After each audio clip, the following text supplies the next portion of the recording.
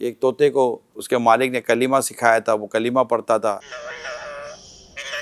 لا الہ الا اللہ لا الہ الا اللہ۔ ایک دن اس پر کسی جانور نے حملہ کیا طوطے پر، تو وہ کیں کیں کیں کیں کیں کیں کرتا ہوا مر گیا۔ تو جو بزرگ تھے انہوں نے دیکھا تو رونے لگے، تو کسی نے کہا کہ آپ طوطے کے انتقال پر رو رہے ہیں؟ کہا طوطے کے مرنے پر میں نہیں رو رہا، میں تو اس بات پر رو رہا ہوں کہ اس کو جو چیز اب تک سکھائی گئی تھی، جب اس پر موت طاری ہوئی اور اس پر یہ پریشانی آئی تو یہ کلمہ پڑھنا بھول گیا۔ میں بھی زندگی میں کلمہ پڑھتا ہوں، کہیں ایسا نہ ہو مجھ پر نزاع کی تکلیفیں اور موت کی سختی ہو، اور کہیں ایسا نہ ہو کہ میری زبان سے بھی کلمہ نہ نکلے اور کچھ اور نکلے۔